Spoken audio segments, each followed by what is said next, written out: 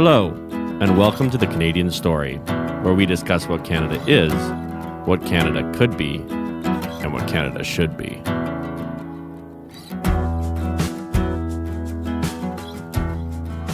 Hello, everyone, and welcome to another episode of The Canadian Story. Today, we are joined by Alex Emrich. Alex is a music producer out of London, Ontario, which makes Alex and I buddies because I'm a music producer out of Cambridge, Ontario. Alex, welcome to the show. How are you doing today, man? Hey, guys. Thanks, Zach David. A pleasure to be on. Thanks for having me. It's our pleasure, man. It's our pleasure. So let's just jump right into this, man. Give us something you love about our country. That's an amazing question because it's certainly an amazing country. And I thought about this a lot when I was like, okay, I got my email from you saying, okay, we'll probably start out with just what we like about something you like about Canada. So naturally I go on Google and I'm like, things that are good about Canada, right? And then it says poutine, it says Niagara Falls. And I was like, hey, I don't want to give like a traditional or a cliche answer. So I thought like, what is something that I really like? And for me, this is totally opposite of being kind of an indoor in the basement, like working in the dark studio music producer. But what I really appreciate is that when I can get away from that, I really love being outside, fishing, the Great Lakes, Georgian Bay. Yes. Like, are you guys fishermen or anything like that? I fish. We hunt. I love fishing. We grew up. We grew up outside. At least I did. Like him more than me, but Yeah. he grew up in rural Alberta, so outside was like the That's where thing we that you hung did. Oh, that was like, was like the playground. I wasn't Like, allowed to play video games. Was only allowed 1 hour of TV a day, which was usually Mr. Dress Up. So after that, it was like go outside and run around. just come in for shelter at night, but otherwise, exactly, and lunch. it's life outside. So I want to talk fishing real quick then. What are your spots around here? Without revealing too many secrets, fishermen are touchy about where they fish, but I totally understand that. And yeah, it's definitely one of those things because, especially in such a public thing like a podcast, talking about specific fishing spots for everyone's like, their secret spot and all that, I might not be able to get too deep into the specifics, but what I will say is, like I've fished in London, I've fished in Cambridge, I've fished the Nith, like going through New Hamburg and around there. And if you're patient enough, you can catch fish here, but it's definitely a lot better up north, I think. Oh yeah. do you do trips up north to go fishing? I haven't in a long time. It's kind of one of those things. It's like, well, every year our family rents a cottage at Sauble Beach, for example. Awesome. And once you get up there, there's rivers like the Saugeen River and all those ones leading out to Lake Huron. And when you get to the mouth of those rivers, there's more exciting action and just pulling out the Google Maps on your phone and looking not at like the obvious rivers, but looking at all the creeks and streams that run off of that and just getting in a car for a day and exploring up there. I've also been out to Southampton to do like trout season and stuff, even in the cold, December. I don't know. Do you guys head out that way at all? I haven't personally. I'm from Alberta, so most of our fishing was in the fall, like the runs, right? The whitefish runs or the salmon runs or the... See, that's probably amazing compared to what I'm talking about. But well, trout fishing, Grand River is considered one of the best. I mean, the best trout fishing is the Bow River in Calgary. Like, it's world renowned for its fly fishing for trout, but like the Grand River's right up there, I think, for trout. Amazing. Yeah, it's one of those things. Like, probably Zach, you can relate to this. Like once you get so in, when you're doing the music studio thing, it's kind of a full lifestyle. And then there's like rare times that you actually end up letting yourself go fishing and stuff like that. So it's been a while since I've even fished the Grand, for example. But that's so good to know. Man, you're entirely right. I need those times to go outside, man. I can see, we're over Zoom right now. I can see you're in a basement. My studio is in a basement. I need to just go outside. And oftentimes I'll leave like my phone in the car and just unplug. And fishing is a great way to do that. Do you feel the same way? 100%. That's something in London over the past couple summers. It would be like, hey, if I don't have a total, it's obviously summertime and I don't have like an immediate deadline, like there would be times that I would be like, okay, I'm going to just get in the car, bring the pole, see what happens, and just go for an hour to, I'm lucky to have some forest and heritage areas and rivers close by. So yeah, 100% agree. I love that about Canada, that you can just hop in the car or even just walk and there's a river close enough to you. Yeah, there's some beautiful piece of nature, unless you're like right downtown Toronto. Basically anywhere else, if you drive for an hour, you're in nature. You don't even have to. You don't even Couldn't have to have said that drive better, for David. Well, it depends. for I an mean, like hour, I'm saying yeah. that's the worst case. Like if you're in Cambridge, you drive for like 15 minutes. My wife grew up in Southern California, and if you drive for an hour down the freeway there, it's just all city and concrete. Yeah. And so one of the things she said when she came up to Canada, she's like, I can't believe that your commute to work is just farmland. Like I drive between it's Woodstock true, and true. Cambridge, and it's Yeah. just farms. I've done the drive from London to Cambridge, so it's basically like the exact same same drive, as your drive, and it's beautiful, honestly. I love It's it. nice. I see it it. really I see it is. 5 days a week. Yeah. Well, you and I'll have to go fishing sometime, Alex. That's great. I didn't know that you fished. That would be such a good a way for, and even David, you should join us. But I just will. to, Yeah. You know what we should do is we should go up. We should go up north to one of the little northern lakes up past like Ottawa in the Nipissing area. You could see the water's so clear you could see the fish just sitting in the water, Oh my like god, all the way to the bottom. Yeah, that sounds like fun. It's gorgeous. I went Yeah. a little bit north last summer, and I caught some nice pike, which was cool. Oh, pike is that a was good fun. fish to Oh, I've had this horror. I swear it's the same pike. But when we go up to Sauble Beach, there's a secret location pike spot that has been amazing the past 2 summers. And there, I hooked the same. I think it was the same pike because probably not, but. The same thing happened 2 years in a row where I lost it at the last second, where it just shook loose. no. And I'm telling you, this thing was a monster pike, like one of these ones, right? Yes, The fisherman's yes. tail. It's the one it's that the got fisherman's away. tail. The one that exactly. And so this past summer, when I hooked, and whether or not it was the same fish, it's nice to think it was, but I hooked that exact same type of size fish, just like a dream pike in the same spot. And I was like, because I lost it the first year at the last second, Right. And I thought, oh, great, this year is my I've got 'em. redemption. I've got 'em, yes. I've got the net in hand, and then it got into the lily pads, and once you get in the lily pads, then you're done. It twists through all the lily pads Yeah. and like just sits there.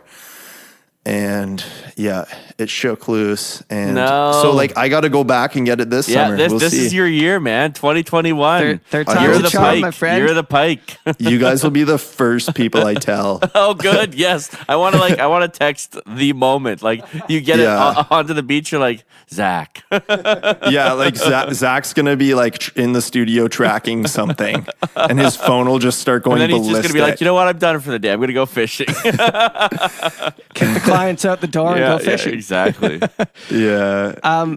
Okay, so speaking of studio, Alex, you hit me up online, kind of, I think if I remember correctly, kind of at the front end of COVID, kind of because we were going through similar experiences where we were both of our businesses, both of our studios were incredibly busy, regardless of COVID throughout the pandemic. I want you to talk about maybe touch briefly on what your business was like pre-COVID, and then what happened when the pandemic hit and how you dealt with the hardship of everything closing down and kind of how your workflow changed. Totally. That's an amazing question. And I think like the whole music industry kind of went through a shift at that time. And it was kind of one of those things where it's either figure it out and survive and keep going or die essentially, like survive or die type of thing. And I mean, that sounds very extreme. For me, it was simple, but it was definitely like a pivot that I did because prior to COVID, I would say, 75% of my work was in person, doing recording sessions, doing tracking, working very hands-on with artists. And then when the COVID pivot happened, and especially early on when we didn't know what to expect, I moved a lot of my attention online where, I was working on my social media presence and stuff like that all along, but I really turned to online and seeing, obviously I can still do this remotely. So some of the artists I was currently working with, we switched over and did Zoom sessions, like literally like this, and broadcasted my session through the Zoom. Mm-hmm. And I was able to work with them over Zoom. And then soon enough, the word got out there that I was doing mixing, and just kind of organically, a lot of my mixing took off, especially because it's something you can do where everyone's recording at home. And especially through the pandemic, I found that a lot of artists finally had the time to be at home and write. And, nowadays with all the studio equipment that's available and kind of the ease and the ability to easily record yourself at home, a lot of people were doing it and needed that final touch, needed mixing. And kind of that's where I stepped in, and that's where I really found my place throughout the pandemic was like, I can work remotely. And so just since then, and having done probably 90% remote work since that hit, I found a really interesting place where I can work remotely. I can book my own schedule. And I'm consistently having clients and it's cool because I used to be more focused on the immediate music community here in London or just in Ontario where I could work with clients in person. But now I'm working with people from the States, from Europe, from like literally all over the place, which is really cool because it's given my business a global reach now. And that's something that was really cool and really exciting because I've also gotten to work on a lot of different types of music. So that's great. How did it go for you when the shift happened? Because I know you kept running with it. Yeah. So my pivot was I was spending, between 150 and 200 days a year on the road, probably about that, with Walk Off the Earth. So I had the studio thing going, and I had a bunch of clientele, but when it all shut down, I was like, oh my goodness, like that's a large portion of my income gone. And so I just kind of made the decision. I was like, okay, this is, I never wanted to tour forever. I want to start a family with my wife. I don't want to raise children when I'm on the road 150, 200 days a year, Mm-hmm. So I'd wanted to pivot anyway. And then COVID hit and all the tour dates dropped off the calendar. And it's like, okay, this is the year. And it's time to do it. Yeah. I experienced the same thing that you did. There was a large influx of people who hadn't necessarily taken the time to work on projects. All of a sudden, all of these new artists and this new music was coming in because everyone had so much more time on their hands to dedicate to their art.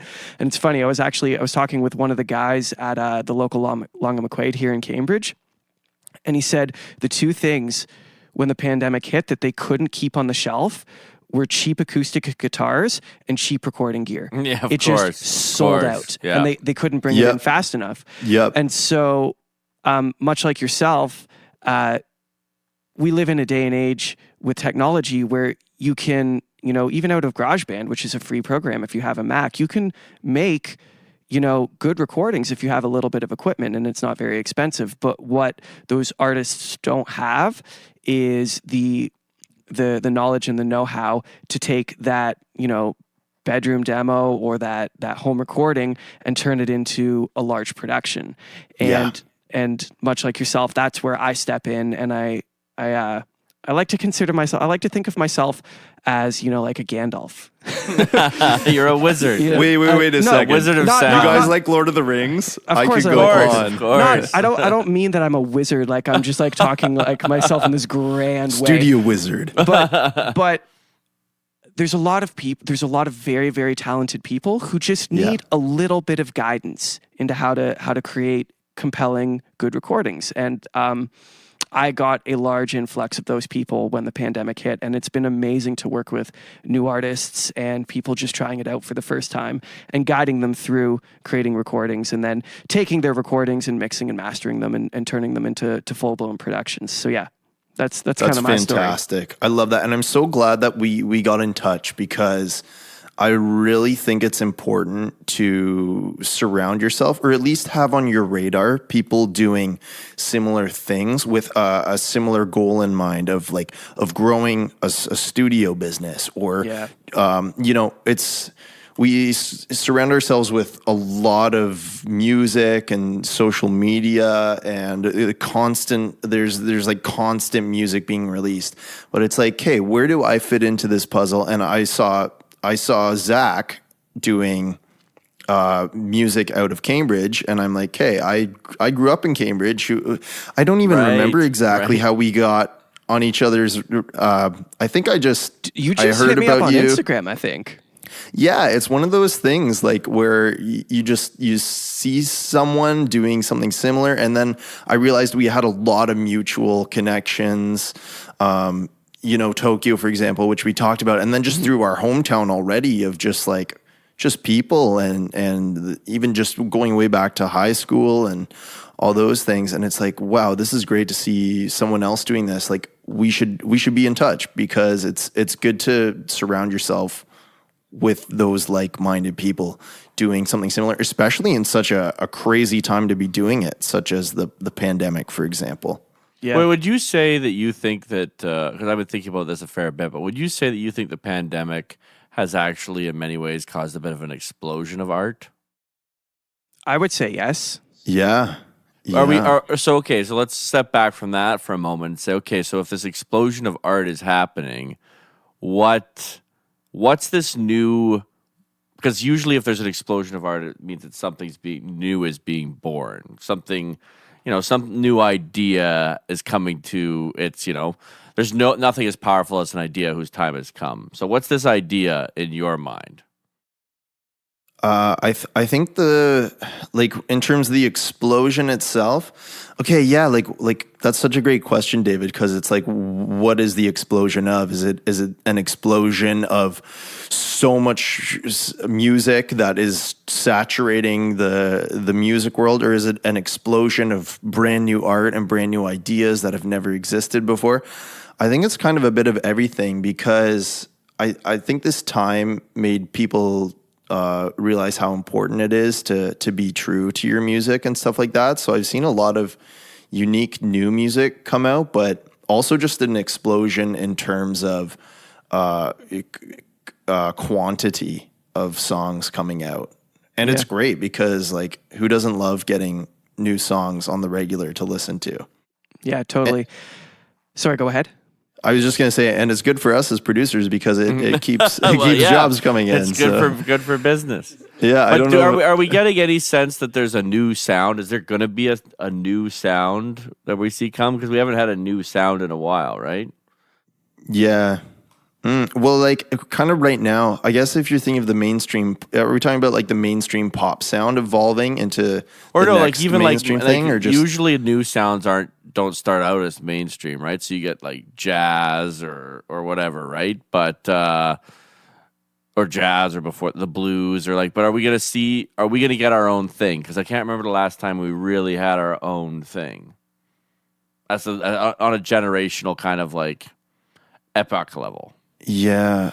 What's so interesting about that is that there's so many people making music now with a lot of different tastes, I think. And so it's almost, what I've seen is that it's almost not that there's totally brand new, never before heard sounds being made, but that all these genres that might have kind of fallen to the back of the attention are now coming back and finding I think it's really a niche thing. Like, I don't know if you guys have heard of Crownlands. They're a band originally from Oshawa, but No. they're Canadian and they're awesome. And maybe if you're familiar with Greta Van Fleet, like they're taking on that bringing back that 70s vibe, and all of a sudden that's become popular again. So Yeah. I think we're in a time where there's so much music that anything goes, and a lot of stuff that fell in popularity has come back. I don't know. What do you guys think of that? I do think, I believe, and I mean, this is purely speculation, but I do see a resurgence, not necessarily yet, but in the future, a resurgence of the 70s and the 80s and rock tunes. And so much of modern production right now is very much in the box, computer-based, software instrument, electronic drum kits, that whole direction. And it's really, really, really fun. I think, though, and I think potentially the pandemic might have something to do with this, because right now everyone is stuck isolated in their houses or whatever, working remotely, kind of making music on their own, kind of away from the traditional band way of all getting into a room, jamming out songs, writing together. Yeah. I don't think we're there yet, but I anticipate within the next, I'm going to say 5 years, we will see a returning to the desire to just get into a room with instruments as a group of people and make music. And I think that we're going to see more traditional rock sort of genres come back. I'm putting my money on the line. You know there. what? Speculation is one of the great joys of life. And you know what? That's actually such a good point, because I feel like there's a big need for now that musicians have, like they're craving to jam with people, and even like the pop producers that just make stuff on their computer alone, like we're craving to collaborate. And I think once the scene is in the place where that can happen frequently all the time again, I think people are gonna come back to the jamming thing more than ever, and there's going to be a lot of music born out of that, and that could absolutely create the studio scenario where everyone's back on the floor recording live acoustic or recording together.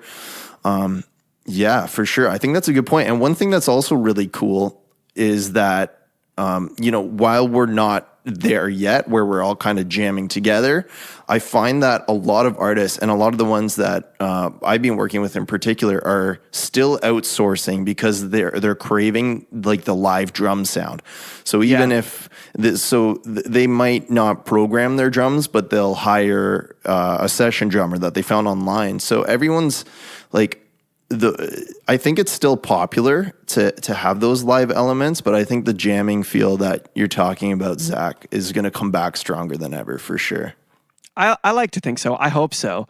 That's what I grew up doing.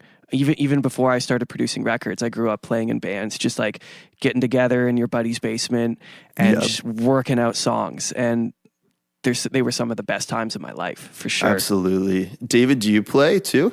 No, I'm just a connoisseur. Just I don't make the product, but I love to appreciate it, I would say. I guess I played piano and sax and recorder and all that kind of stuff growing up, but you only have so much time in a day. You have to pick your battles eventually. Yeah, that's true. I was wondering if it might be like a family thing. Like, well, it's definitely getting into music. His cousin and my cousin that I live with, Dan Latham, is in a band called Mucho Disaster Out of Hamilton. Oh, And awesome. I'd say our family's a very musical family. My brother plays the guitar. I love music. I listen to music pretty much all day, every day. But So what was that like for your family growing up? Was it like at like Christmases or like all family events, like everyone busts out the guitars and is just jamming? Or was it more like everyone took lessons, or because of kind of everything? That's kind of a funny question. it's funny you mentioned that. So speaking of Dan, for the longest time, when we would do Christmas on that side of the family, Dan and I would like bury ourselves in like a little side room and like work on some song for like 3 I love hours that. and then come out and play it for everyone. Like talent. Yeah. Oh my gosh. That's I would say the other thing is that we were raised very religiously, and so music is a huge part of religion, right? Is you worship. Yeah, At least the family would like gather the around the choir piano thing. for we'd hymns. all gather and- around the piano, and then every Sunday you're singing songs. So it just becomes this ritual of Yeah, it's like you're kind of just born into music and it's part of your life already. Yeah, And then- I'm and actually then- writing a book about this very topic called Liturgy of Course, CHORUS, and the idea is the liturgy of evangelicalism is actually the courses of the songs that they sing, and if you go through the words, you understand that this is just the same thing as the Arabs quoting the Quran, or Muslims quoting the Quran in their prayer hours, or the liturgy of the hours of the Benedictine monks, or even the chants of the Buddhist monks. It's ritualized truth. It's boiling down thoughts into meditations and taking meditations into a different brainwave state where you then are eventually more in touch with the unity of all things than rather the division of all things that you would find in like alpha brainwaves. And it sounds like a cool book. yeah, I think it is going to be cool because That's amazing. One of the things I'm trying to explain to people is like everyone's like, oh no, there's this great line in Nietzsche called the I think it's Nietzsche, but he says the narcissism of petty difference, right? And this happens to anyone who becomes really good at something, generally, or really knowledgeable about it. They'll argue about the small details because their identity is wrapped up in being the person who knows so much about this thing, right?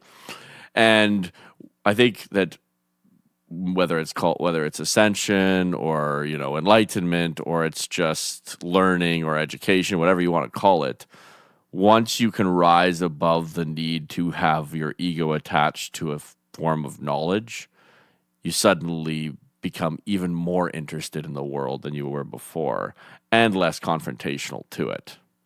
And so if we can begin to show the connections between things as opposed to the divisions, I think that's how you bring about, well, and of course, what is music truly about? Harmony, about layers, about showing the interconnectedness of things. That's what music is. Yeah, I saw something really interesting the other day, and it was saying everything's music because everything is just frequency. Yes. So kind of everything's music, right? Yeah, interesting. I hadn't thought of it that way. Well, I actually wrote a poem about this in university where I was basically like, we are being sung.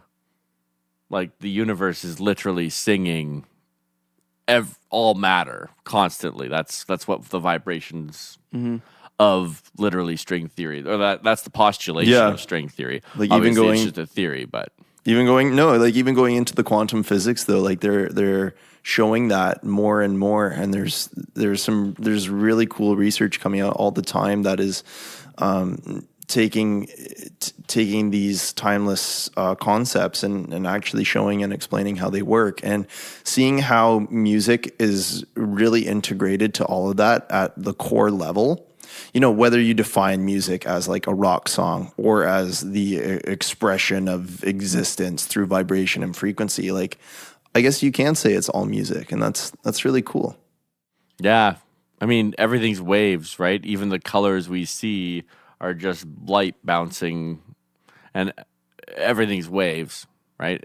Yeah. As I like to say, like I used to think that that life was a linear thing, right? That it was like the beginning and the end, right? Yeah. But that conception, it doesn't align itself with all of reality, which is life is a season, right? And the seasons repeat. Yeah. Over and over again. The tides go in, the tides go out.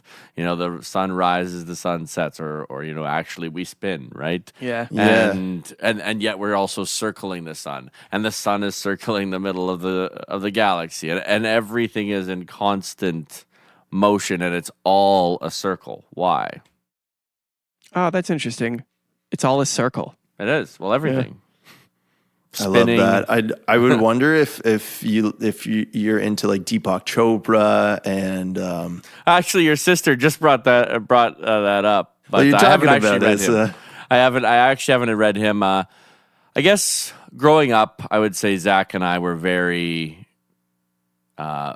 immersed in the idea of mystery and beauty and spirituality. And like, while I think both of us have kind of shifted how we see those things quite substantially, it was always just assumed that they were real. And I don't think I ever really stopped believing they were real. I think my understandings of them changed, but it's like I cannot understand a being who's like, I am a subjective, I literally know that I am not infinite. I know my own mortality, therefore I know my own subjectivity, which means any access that I have to truth is tainted by my own perception, right? And I just could never comprehend how people could be so certain that there was nothing more than their own beliefs. yeah, I mean, like everyone is kind of raised in a certain thought structure, and what everyone believes becomes their reality. And a lot of the times, like I think growing up with different, like you guys said, you were always raised kind of in that thought form, but there are definitely cultures or people that have had such a totally different experience, and it's interesting seeing that contrast for sure. And I definitely think that at the end of the day, like whatever you focus on grows, and whatever you choose and decide makes the most sense to you will become your ultimate experience, and you'll attract evidence of that. So living in that state of abundance and knowing that works for you, I think is like key to attracting more abundance into your experience for sure. Absolutely. Yes. I love that. Zach and I have been talking a lot about that word for Abundance. a while now. But it just keeps coming up, and it popping up randomly and unpromptedly, and I love it. I did have a question for you though. I want to return to your pivot into working mostly online and that sort of thing. My question is, you mentioned you're now working with artists out of Europe, artists out of the States, obviously still within Canada. Did you find that you just organically grew into those markets, or did you intentionally poke at those markets with advertising or those sorts of things to try to break into them? Yeah, that's a really good question. Like it was definitely a slow start, because obviously just switching everything online right off the bat, I'm not going to have a global have all these relationships with clients all over the place. So I think it definitely took time, and it was kind of just one of those like showing up consistently every day, doing it and doing a good job on what I was doing. And definitely people telling their friends, words gets out. You put yourself out there on every platform you can. And I think that's what's really cool about the internet these days is like, you don't have to necessarily poke too hard into those markets, but if you at least put yourself out there and show what you're doing, it'll all come to you. And I think this is actually tying back to the abundance thing. Like I've always had the mindset that, and especially recently, I know there's a lot of music out there being made, and I'm really trusting, and I know that there's music that needs to be mixed, and that's what I do. So I think probably having that mindset is also helping attract those that new talent around the world to work with. Yeah, I agree, man. I agree. It's very interesting to me to hear that. If I understand correctly, you would say that the majority of those clients that you're talking about, the international clients, are coming in through word of mouth. Am I understanding that correctly? Yeah. Well, I'll get emails, I'll get Instagram messages, I'll get Right. it it's something that I'm still growing, and that I really want to take, because I have different avenues that I receive clients through, and it's all generally for the same thing. Hey, can you do some extra production on this? Or hey, can you mix this? Or hey, can you master this type of thing? Yeah. And one of my goals for this year is to kind of take some of these different areas that I'm being reached out to through, whether it's Facebook, Instagram, email, some freelancing services, and kind of concentrate that all into my own website, where I can direct everyone to the same contact form or to the same list of packages and have it all in one place. So that's something I'm working on now. How does your system work, Zach, by the way? I know you have your website. I've seen it. It's great. Yeah. So my clientele comes in, I would even say largely still through word of mouth. But the website is there, and the website is basically, it's a very simple website. I built it through Wix. I can show you exactly how I did it. We can chat about that sometime. But it is one, the website is just basically a resume piece, meaning there's a few mixes on there that, or projects that I've worked on that people can listen to. And then it's just a call to action. It's just fill out my contact form, fill out my contact form, fill out my contact form. Basically every page on the website is basically has a button that says, fill out my contact form. Yeah. The call to action's important for sure. And, it's nice to, it's definitely nice to give people a place that they can just go to, where they can drop their email in, write me a short message, and we can just get to chatting, and then we can have a conversation about how I might be able to help them out with what they're trying to do. So yeah, if you want help with that, I can definitely help you out. I love that. Thanks so much. Yeah, it's something I'm working on, and as I need it, I will hit you up for sure. Definitely. I appreciate that. So this is a question maybe mostly for me, but like, what is your favorite project that you're working on right now? Like talk up a band or something. Okay. It'd be hard to pick a favorite, because I love all genres of music, and I've been working with different artists in different genres. Right. But I'll tell you about one that comes to mind, which is cool. There's an artist called Sean Riley, and he is a YouTuber. He does YouTube covers, but in the past year, he's been working on original music.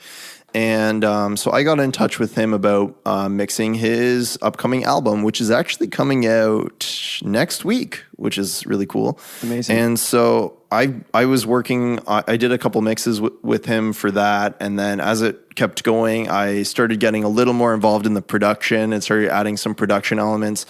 And I think we started in October, or November. And about a month ago, we wrapped an album. I think it's 10 songs or so. And so that's going to be coming out next week. So that's kind of happening right now. That's something that comes to mind. There's some awesome artists in London that I'm thinking of, like Justin Mackey, Serena Haggerty, that I know you're familiar with too, Zach. Yeah, she's awesome. Yeah, there's some new guys on my radar. Michael Malcolm, Asante. Like, these are all London artists that are, what I really like about the Canadian music industry, especially, is that it's very, very tight knit, and it's a small community. Right, it's so small, and I feel like that would be something probably a little bit different. Is that it's if you're in the game long enough, like, you eventually just get to know everybody, and right. It's a really friendly place too, and I feel like that might be different than other music scenes, or even the music scene in the States, for example. Because while a lot of people probably would still know each other, it's so massive. And here, like, it's still a very large country with a lot of music, but it's like, for example, with the Junos and everything, like, we had and I'm talking about it because the Junos came to London just a couple years ago, and I was lucky to be involved in that. And literally just, we had, the whole Canadian music industry in London for a weekend. And it's like, yeah, everyone does know each other. And yeah, there's a lot of people, but there's even if you don't know somebody, you're one or two people away from knowing them. Yeah. And that's kind of how it is here in Canada. It is a tight-knit community. It's really, really fun. From my perspective, having gone out and done the Junos, done, we played Canada 150 at Parliament Hill, we being Walk Yeah. Off the Earth. Like when you do enough of those events, you notice that the same people just kind of show up to them. And there's, Right? All of them, yeah, and yeah. they become little family reunions because you know, we're all out running around Canada, running around, you know, other countries, and then we all come back and get to swap tour stories and that's fun.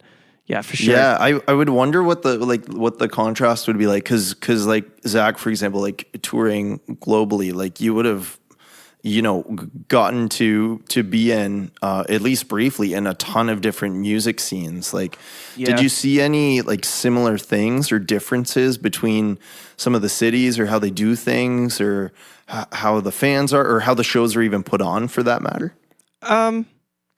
Yes and no. What we did cultivate that I love and appreciate is we cultivated little communities in a lot of different places. So, you know, for instance, we've toured Germany, I don't know, 8 times, maybe, probably 8 times, maybe 9, I'm not sure. So when you go to a place that often, you begin to run into the same people and you get to go see those people every year and you make friends with people over there and build little communities. So you end up playing the same venues and the same sound guys are working and the same lighting engineers are working and you get to catch up after not seeing them for a year because usually you hit the market once a year. So that's a fun portion of touring that I've really, really enjoyed. Absolutely. I would actually be curious, like, which cities in Germany, because, like, I have family and friends over there, so... Right. Okay, so I've been all over Germany. Berlin, obviously, a large number of times. I'm going to maybe butcher the pronunciation, but we've done Wiesbaden, like, a lot. I love... what's the city? Is it Munich that has... in Moravia? Yeah. It's in Moravia, it's Munich. Yeah. Bavaria, Munich? Oh, Bavaria. Sorry. Bavaria. But there's a river in that city that people surf on. And it goes right under a bridge, and you can stand on the bridge and watch people surf on this river. You surf the river? I didn't do it personally. I would die. Why do I not know about this, though? That's so I'm pretty cool. sure it's Munich. And dude, this is a cool thing too that I just thought of. In Munich, we were out at that river, just hanging out, throwing a frisbee in a park close to the river, and we heard what we thought was thunder. And there was a thunderstorm rolling in, and we're like, oh, okay, cool. You know, this big clap of thunder. We should maybe head back to the hotel so we don't get soaked. Mm-hmm. We got on the tour bus the next morning, and our bus driver was like, did you see the news? We're like, no. They had found an undetonated bomb from World War II. Oh, and my they couldn't God. remove it, so they evacuated, like, city blocks and blew this bomb up, and I got to hear this bomb explode. Wow. Yeah. Wow. You literally, that's almost like you went in a time machine and heard one of those sounds that... I know. Yeah. That'll never be heard again. Yeah. That's cool, man. Yeah. But I mean, I know that you're from Germany. What part of Germany are you from? So we have family and friends all over, but I have a really interesting background where I'm half Transylvanian Saxon, which was a Germany colony that prior to World War II settled in Transylvania. And then during the war, you know, my grandparents all came to Canada. So I had a grandpa and a grandma from Saxon Transylvania, where the Germans were based there, and then I had 2 grandparents come from the Germany area itself, and so I have a really interesting spread out German background, Right.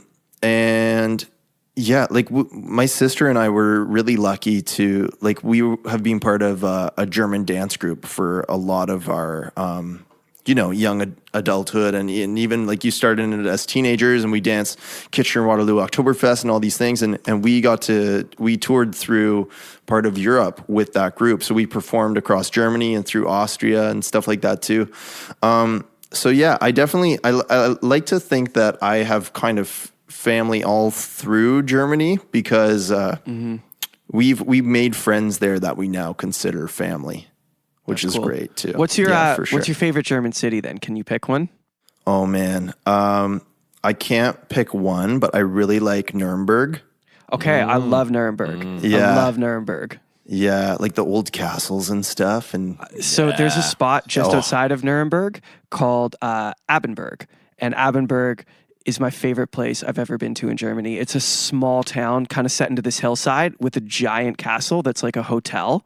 oh And man, that sounds amazing. We played a show and it was in the courtyard of this castle. Of the castle? That's castle, amazing. yeah. And we stayed at the castle and I would say, I mean, I'm not a city guy. I don't love cities. Germany has amazing cities, but I'm not a huge city guy. That one was it was a small town set into, you know, Into a hill, it's set into a hill in the countryside. Like that's the your Germany ideal. that I super love. That's your super ideal. old stuff. And you guys said you were Lord of the Rings fans too. Well, so like, of course, yeah. of course. I don't want to call it Lord of the Rings, but like anytime it's like a castle or something where it's like hillside and castle, or even just driving, even like if you drive through any European countryside, it's like, the Shire, you know? Like, Yes. I know. Yes. it's good. And It's I like say there's that something good here. I say that in the best way because it's like it's a very like peaceful vibe, and I just when I'm doing if I'm in the studio doing editing or anything where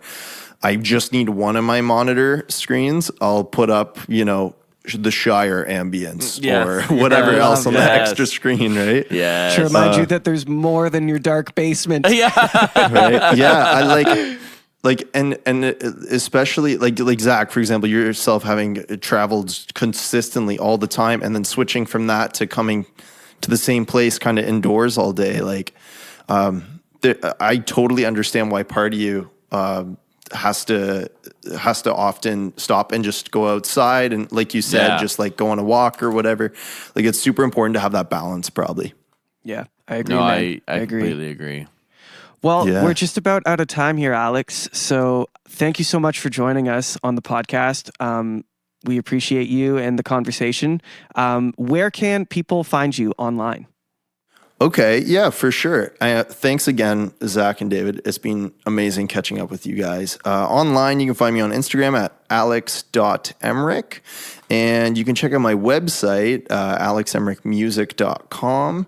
And you can also check me out with a new project that I've started with my sister where we're releasing original music together. That's with my sister, Mikaila. On Instagram, it's at Mikaila and Alex. And on Spotify, if you just search up Mikaila and Alex, you can find our original music there too. Awesome, man. Thank you so much for joining us. Thank you. Really appreciated you. Thank you coming on guys. All the show. best. Thanks so much. Thank you for listening to The Canadian Story. You can find us on Instagram and Twitter at The CAD Story.